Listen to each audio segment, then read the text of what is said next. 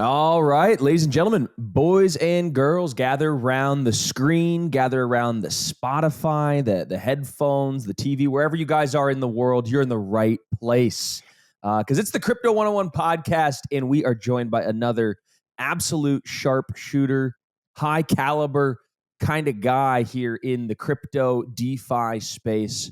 And I'm not talking about Brendan, who I'm joined by every single week. I'm talking about our special guest. But before we introduce our special guest, I want to talk to my buddy Brendan and check in, see how the Thanksgiving went, and the whole holiday season. Brendan, you're feeling good. You're feeling right. These green candles are bringing up your spirits.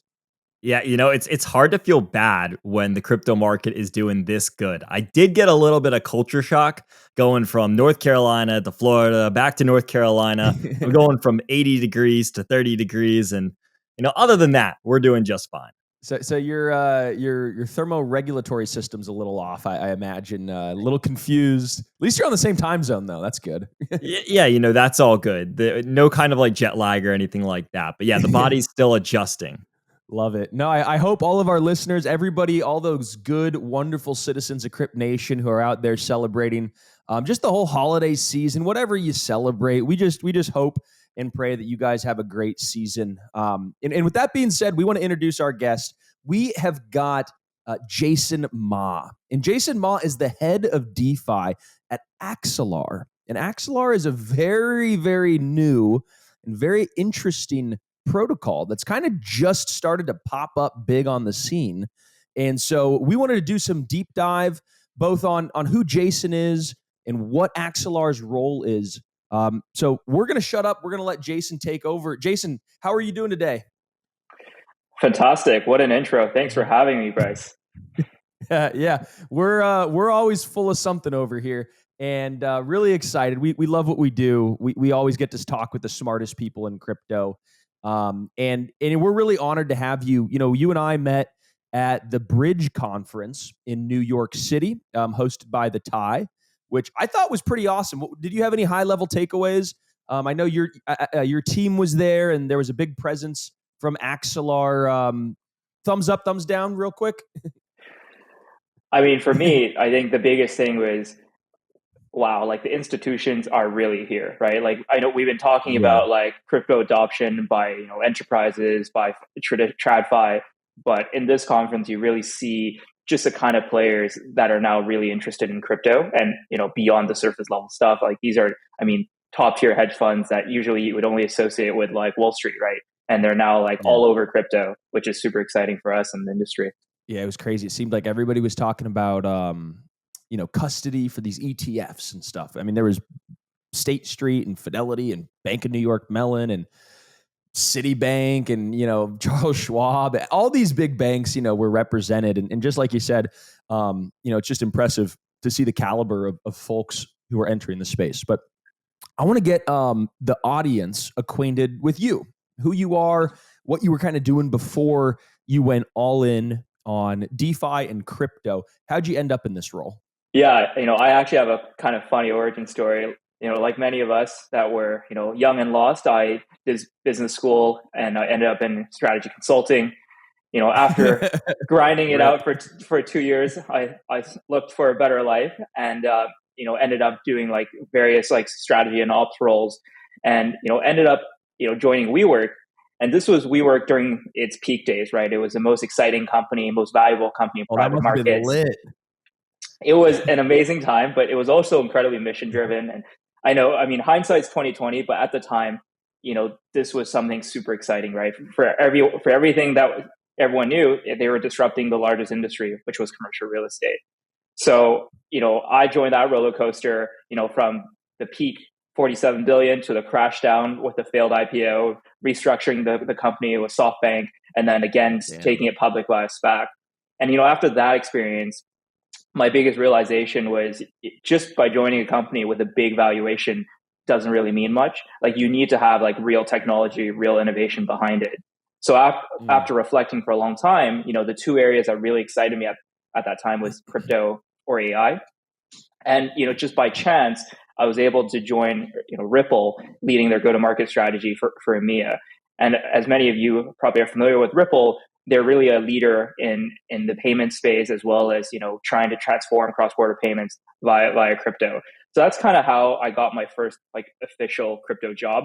But on the side, I've been following crypto since 2017, being your classic like DeFi degen, like going 10x leverage on DYDX in the early days, and so on.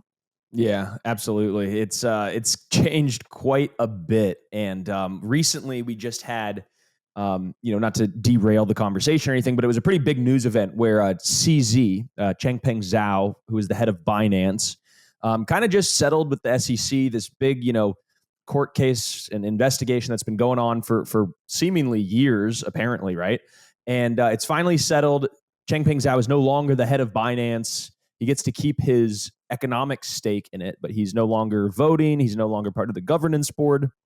So that's all pretty interesting, but it's eerily reminiscent of the last time we had a big kind of takedown, not a blow up like what happened with FTX, but what happened with BitMEX and Arthur Hayes. And it was back in I think it was like March 2020 when this happened. And it came kind of right before another big bull run. So maybe this is going to mark, kind of a final capitulation by big players, big bulls in the space. And they get booted, they get ejected out of their position essentially. And then the bull market could kind of continue taking off. So they in a kind of cold-hearted way died for the sins of the bear market, and the bull market could kind of rise again. We'll see. But how are you looking? Are you optimistic that the bull market is back upon us, or are you kind of along the lines with many other folks who still think the bear market is in play? You should be, kind of protecting your capital for the next big drawdown. Bryce, at the end of the day, we're builders, so we really try to ignore the noise in the macro conditions. It's so hard to speculate, right? Like some people are saying that the interest rates might drop as early as first quarter next year, which will obviously directly have an impact on whether the bull market is back. From an Axelar standpoint, we're just keep on doing what we were doing, which is like building through the bull, building through the bear, and we really believe that really by delivering like new innovations into space, such as having like more mature interoperability solutions, and by having like the ability to onboard more users into crypto and create these more like user-friendly chain agnostic applications, that's how we truly advance the industry, attract more capital forwards, right? Rather than speculating on like monetary and macro conditions. Speaking of building, I know you have an in-depth background when it comes to the DeFi space. So I'm curious to kind of get your perspective on what you've seen built in the DeFi industry specifically, because that was one that was hit hard, and then there's been a ton, and I mean an absolute ton, getting built in the background. So I'm curious, kind of from your perspective, what are the most interesting things that you've come across and seen built in this bear market? And I would also preface this with, because we don't want to dive into Axelar yet. So outside of any interesting things Axelar is building on. For sure. I mean, there's just been we'll spend the whole episode talking about that. Got it. I mean, there's been so much building that's going on. So, I have to take a think what's really exciting for me in the DeFi space.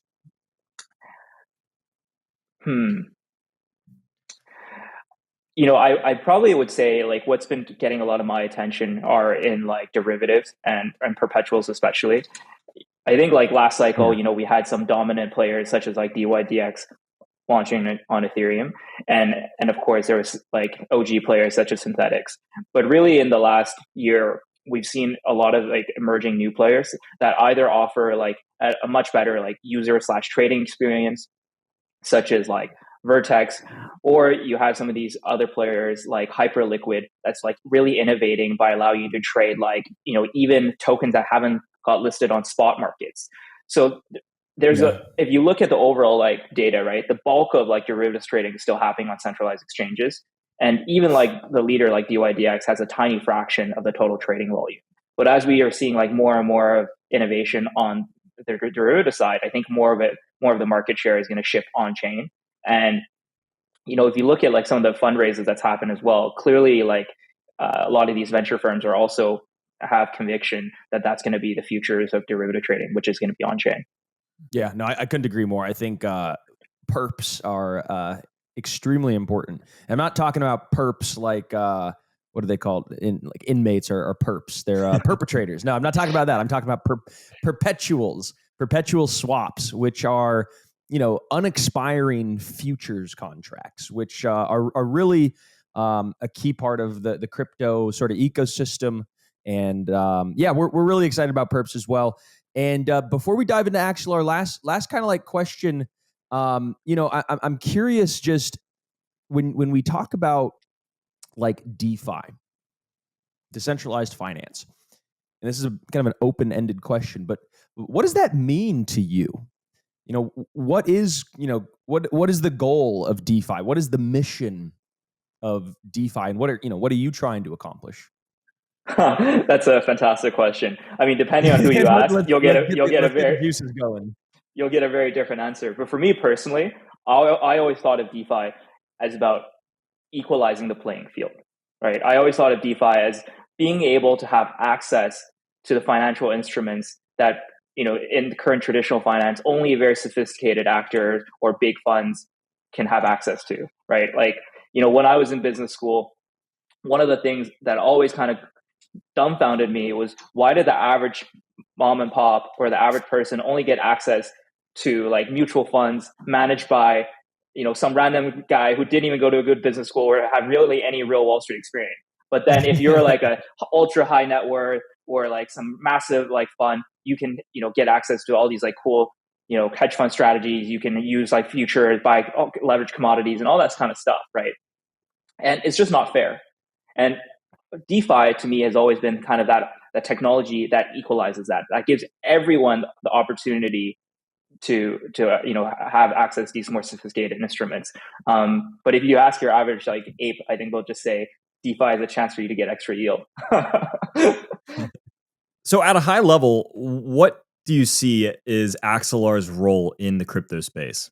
Yeah, simply put, I think Axelar's role is connecting all of the blockchains together, breaking down silos, unifying liquidity and simplifying user experience so that people don't have to worry about what blockchain they're using.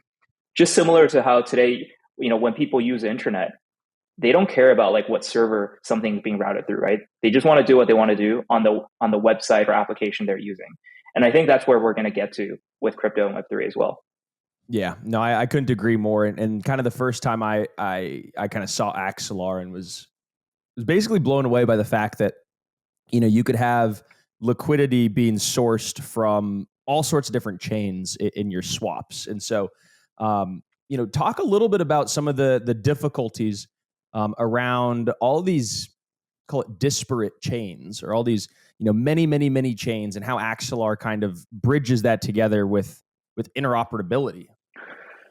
Yeah, for sure. I mean, first of all, I just want to like preface by saying like this kind of fragmentation is a growing problem, right? And it's accelerating, if anything. Like a year ago, as you guys probably know, we had like a handful of chains, 5 or 10, just some of the major names, right? You had like Ethereum, you had like Avalanche, you had Solana, and a few other common names.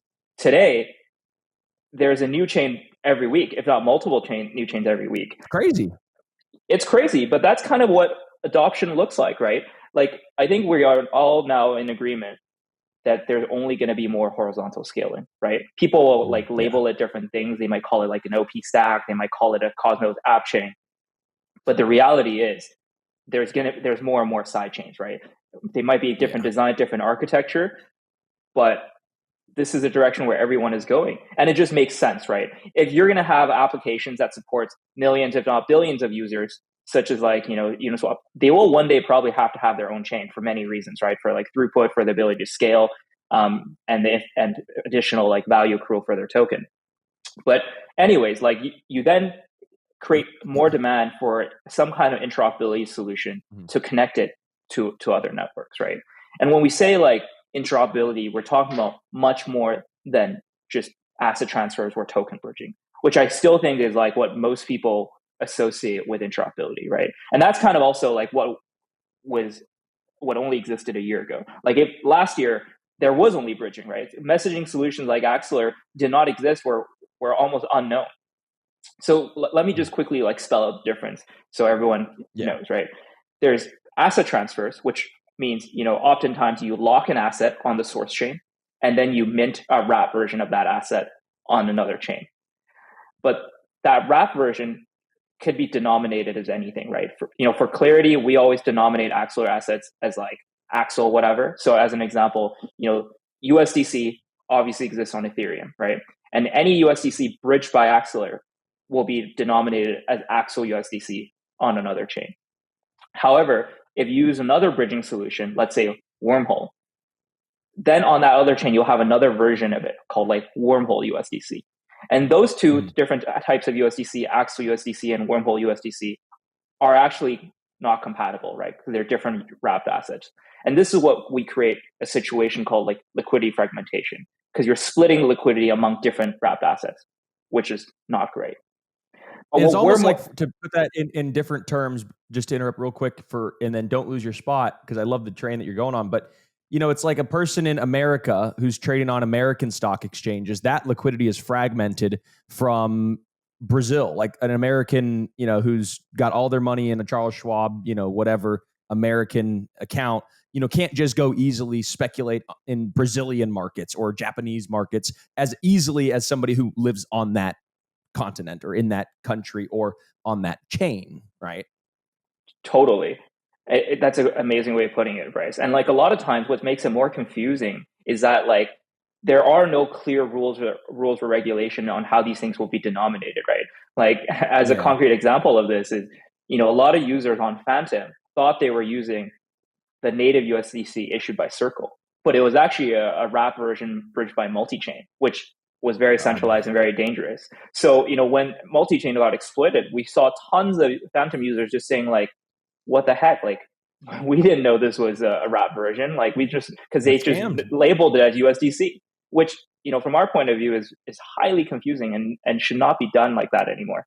What do you see as the end goal of interoperability? Is that simply just interconnecting every major blockchain out there? Like, what is your main takeaway from that? Maybe even lower fees. I imagine in the long term, like compression on fees, better usability. What are some of the other main things? That's a great question. Yeah, I think like before we get to that, right, I just want to finish what the second type of interoperability solution that we offer is, which is known as general message passing. So what general message passing is ability to pass like any payload and call contracts between any of the blockchains we support, right?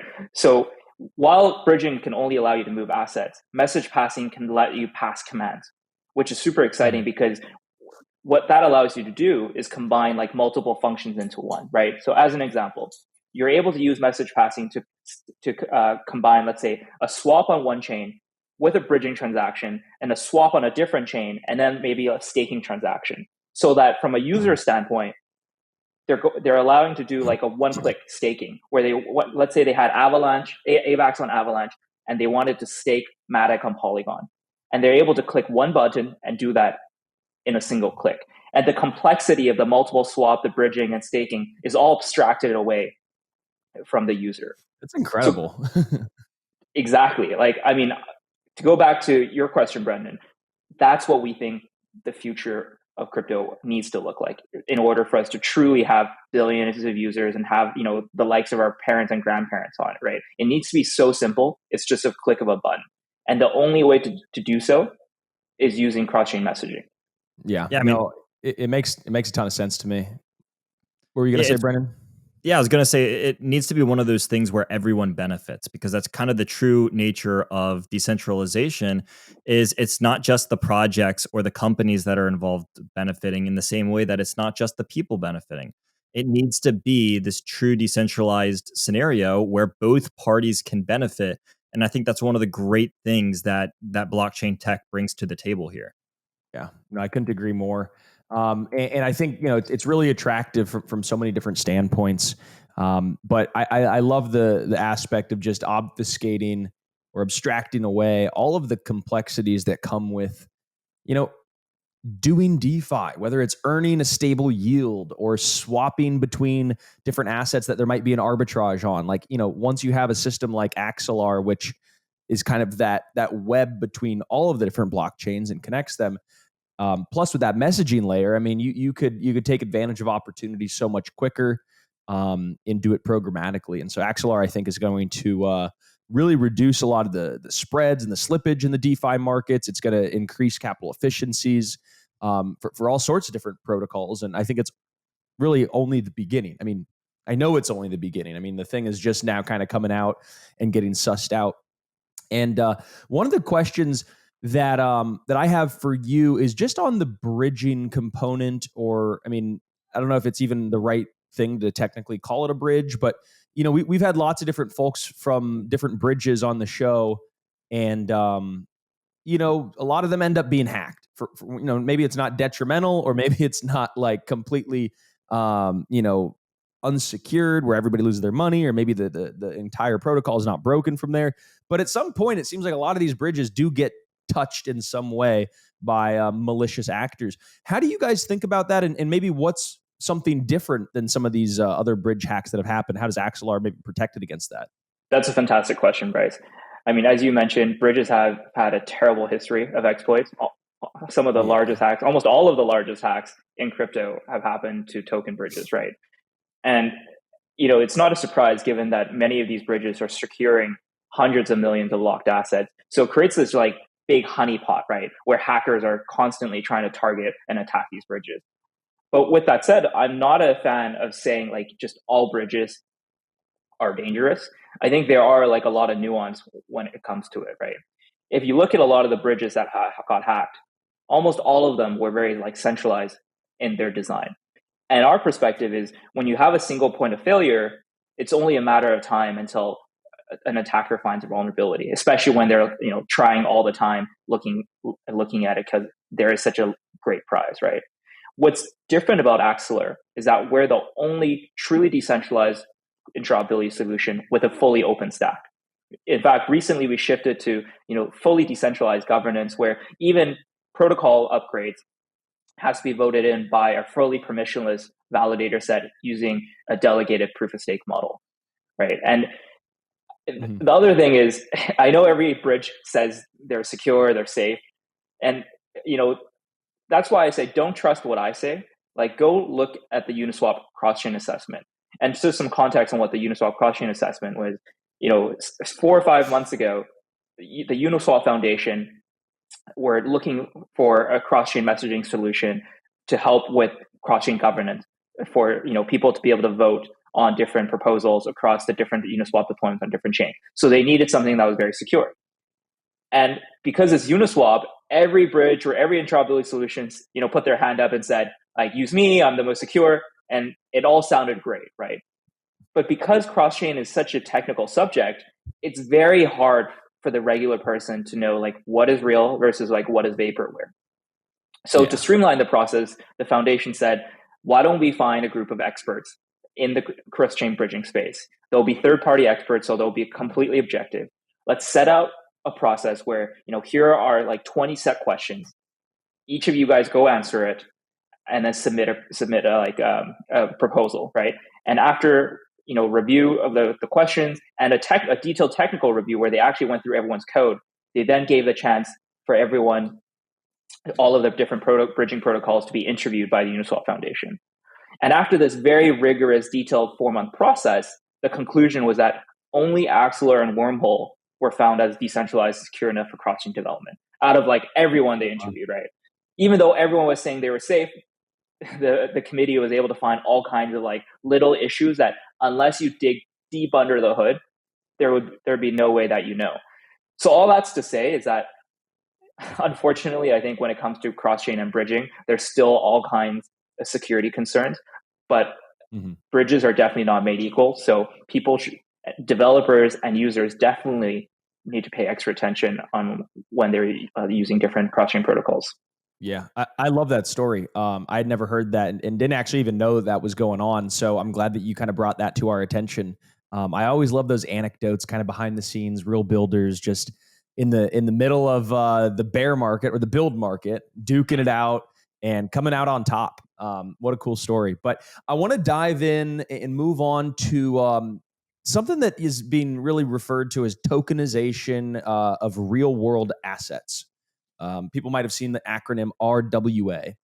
And to me, this is going to be the linchpin or the defining factor that separates this next bull market from every past bull market. DeFi never had a source of real world yield.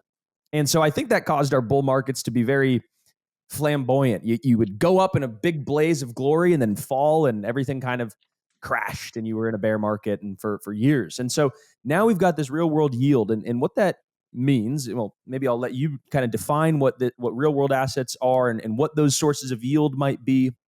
But I think this is going to be the defining factor. I want to know, do you feel that same way? And is Axelar working on anything in this realm? Yeah, I mean, that's a great point that you brought up, Bryce. Like for us, we are super bullish on real world assets and yield bearing stable coins. In fact, Axelar, we partner with the leaders in the space, such as like Ondo Finance, Mountain Protocol, and all of these guys are working on these different types of yield bearing stable coins or real world assets. And the most exciting part is these guys have spent a lot of time, getting the right licenses, being fully regulated, so that like as end users, we can actually trust these guys and know that for that like 5 or 6% yield, we're not like risking all of our savings away. And I do think this is really going to be a really powerful thing in the crypto space, right? Going back to like what I mentioned earlier, to me, DeFi was all about democratizing finance. And I don't know how many people have asked themselves, like, why is it that we can't get access to US treasuries and get access to this risk-free rate? Instead, the best we're going to get is whatever the bank is offering us after they've taken like a cut in the middle, right? It just doesn't make any sense. Versus what Ondo and these guys are doing is solving exactly that and better, right? They have tokenized, they basically have like things like US treasuries or even high yield bonds. And they're able to then use the yield there to give users on like a stable coin that they've minted. Like in Ondo case, it's like USDY. So it's similar to like using a stable coin today, like USDC or USDT, except you're actually being paid a yield on top, which is coming from a real yield source, such as US treasuries or high yield bonds, right? And when you combine it with DeFi, it creates this powerful combination, right? Because in addition to getting access to this safe yield you might otherwise not get, you can now actually compose it with DeFi. Similar to how you use USDC today, you can use it with lending protocols. You can use it, provide liquidity on a DEX, or maybe even provide liquidity on a derivative exchange. So I think when you put it together, there's a really powerful use case here. Yeah, and speaking of all of this in the tokenization space, I saw the other day in the news that you over at Axelar were partnering with like JP Morgan and Apollo to really kind of bring tokenization to the forefront, to make it mainstream. So I guess what can you tell us about that? Because that seems like it's just massive news when you name drop someone like Apollo or JP Morgan that could be potentially interested in this stuff. Yeah, absolutely, Brendan. That's something we're super proud of. We've been working with JP Morgan for over a year, working on this pilot. And, we weren't able to say anything because obviously a lot of this stuff was highly confidential, but we were able to make the announcement last week along with Apollo and the Singaporean Monetary Authority. And I think like this just really shows a trend of where traditional finance is thinking, right? All of them has these massive balance sheets with trillions of dollars of assets, and they know they can manage it in a more efficient way, right? Using blockchain. And they know they can probably do it a way where they can leverage some of the properties as we talked about earlier, like composing it with DeFi applications and be able to use it in a more capital efficient way. Of course, like we're taking baby steps here, right? Because these guys are highly regulated financial players. So we're just starting out with a pilot. But, just based on the things that we're seeing, this is super exciting. Like I see them as like a very slow moving elephant, right? It might take years before we really see their full portfolio being used on a blockchain. But when that does happen, it's going to be an absolute groundbreaking moment. So to give some more details, right? JP Morgan is currently doing 2 pilots, one on Provenance, a blockchain in the Cosmos ecosystem, and one on an Avalanche subnet. And I believe they're also doing some stuff on their own private blockchain called Onyx. Because they're managing assets and transferring assets across different blockchains, they will need an interoperability solution like Axelar to connect them all together, right? And that's essentially what we're doing with them. We're also working very closely with MasterCard on various payments use cases, and as well as many other big banks that we can't disclose yet. But for me, as much as I love DeFi, the most exciting and truly innovative things are going to be when we see real substance, real innovation, and adoption from these traditional financial services players. And as they have more of their regular business offerings on chain, that's when I think crypto will become truly mainstream. Yeah, something I caught at the end there is that you said, I know you can't say names, I don't want to get you in trouble, but you said that there's other big names that are interested in this stuff. And I think that's really telling of where we're at in all of this. Like there are other parties interested. And yeah, we don't know everything that's happening in the background, but there are a lot of really big players beyond what we know. And we already know that there's a lot. I mean, we mentioned JP Morgan, Apollo. We know that there's BlackRock and Fidelity and all these other people that want to get on ETFs, but it kind of goes deeper than just an ETF. We see these traditional financial institutions kind of wanting to really dig their roots into blockchain. So my main question for you here is, how far away do you think we are from these traditional financial companies actually utilizing DeFi and having their customers like use the products themselves that they're building? I think we're closer than what most people think. So what I can share is what MasterCard is doing and how Axelars is supporting them. So MasterCard is really far ahead when it comes to adoption of blockchain. MasterCard has actually launched their own chain. It's a fully permissioned chain called MTN. It's an EVM compatible blockchain. And MasterCard, given their standing and clout in the industry, has actually got the buy-in of some of the largest UK and US banks.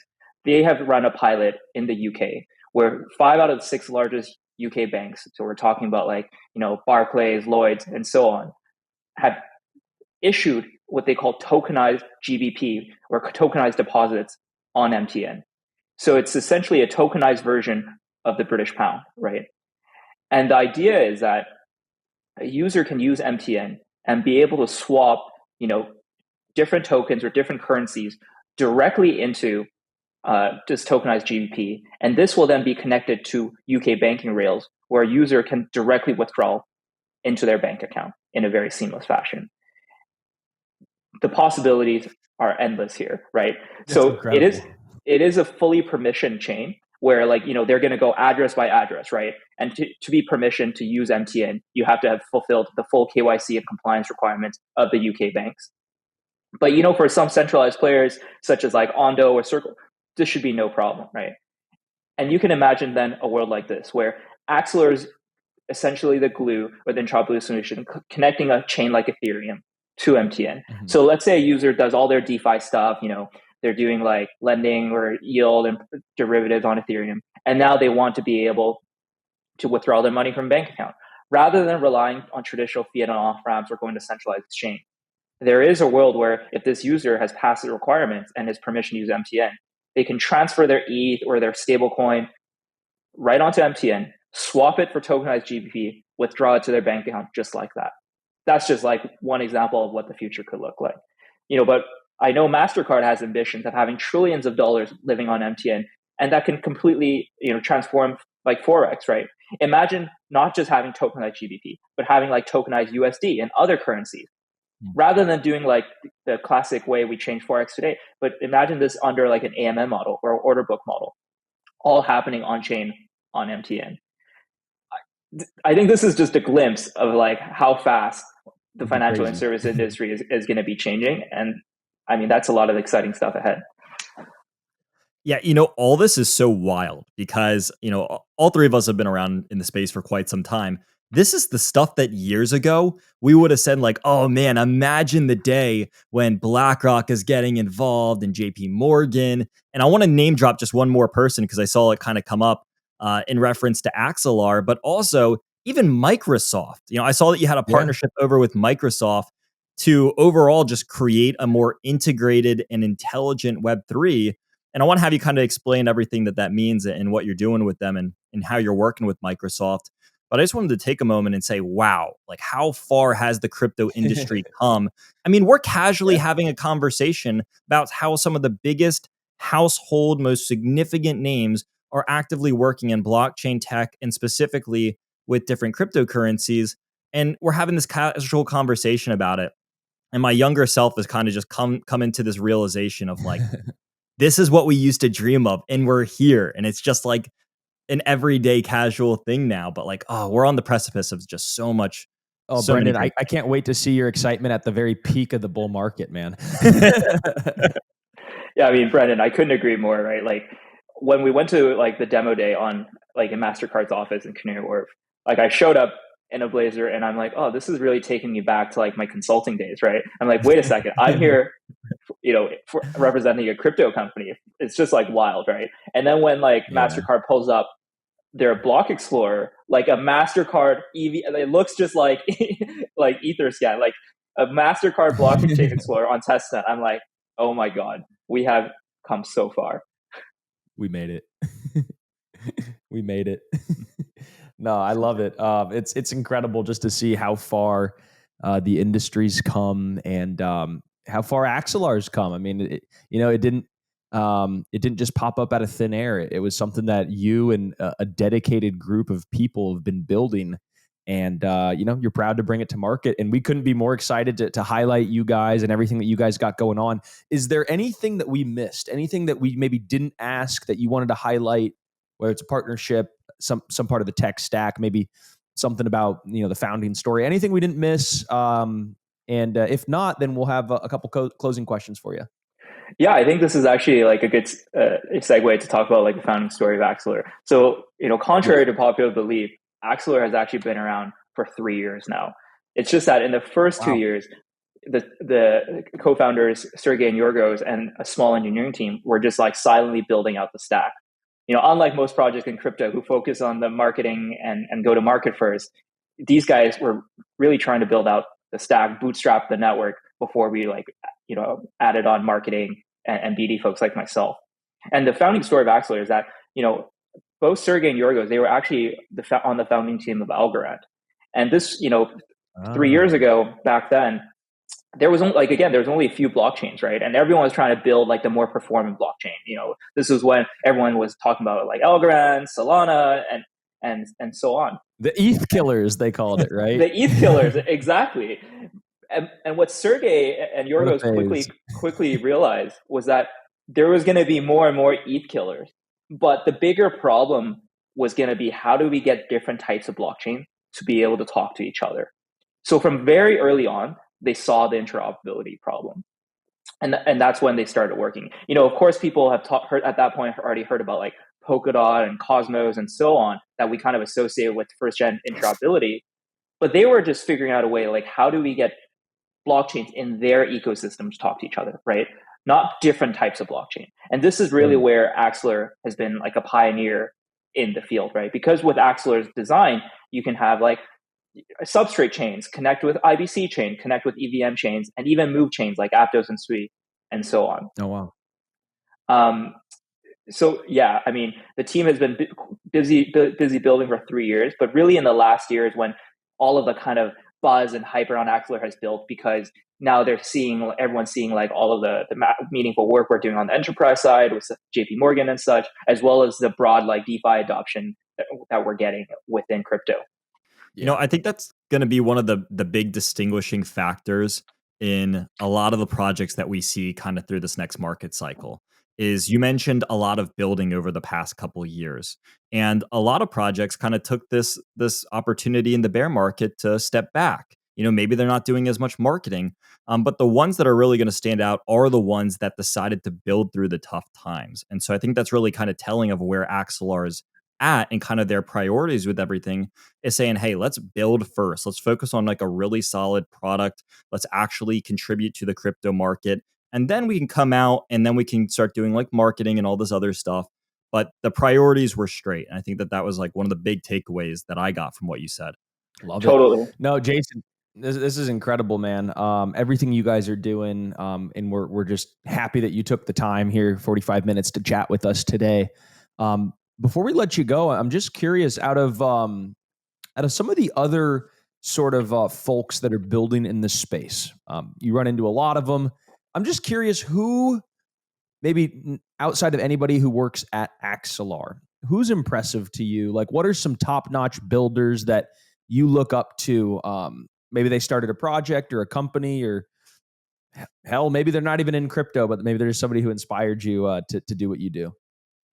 That is the toughest question you've asked me all day, Bryce. There are so many talented builders in the crypto space. I mean, honestly, one of my favorite part about my job is it's just such a privilege to be able to work closely with so many talented and ambitious builders. So it's really hard for me to say, but if I were to think, I'm trying to like think by categories. I would say when it comes to like the different like blockchains, we think, you know, the ZK Sync team is doing some really amazing things. On the Cosmos side, we actually really love the Barachain guys, and we really love what Celestia is building. You know, within DeFi, I already mentioned earlier, like we're really excited about some of those like perps players. And, you know, one of the category I think people aren't talking about is a lot of our cross-chain builders who are building these like, you know, true natively cross-chain projects, such as like Squid Router and Prime Protocol. Yeah, I mean, it's so hard to say. Like, there's so many amazing people in the space. That's a good list. And yeah, I'm really excited to see what all those folks are building. And then lastly, just, you know, address a new crypto trader, or, you know, address a new, you know, somebody who's just a new entrant into the space, maybe just learning. What would you say to them, right? You're a crypto veteran. Somebody who might be listening is maybe just starting to dabble. They might feel overwhelmed. They might feel lost. They might feel like, wow, like, you know, where do I start? What would you kind of tell them?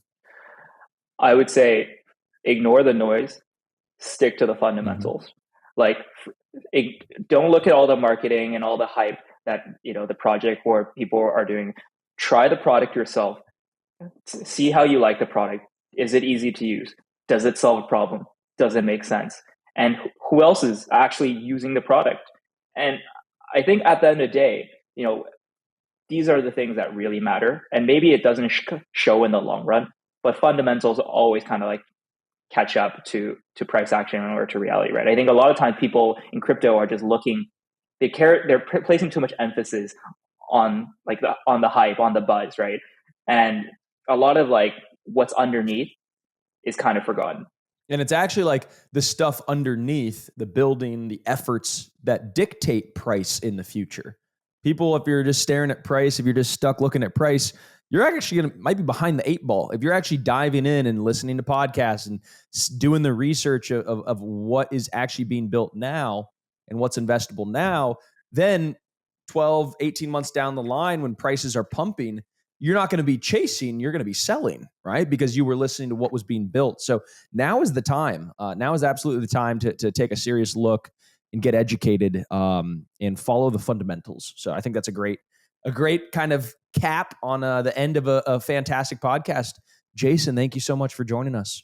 Thanks so much for having me, guys. Hopefully we have you back on again soon.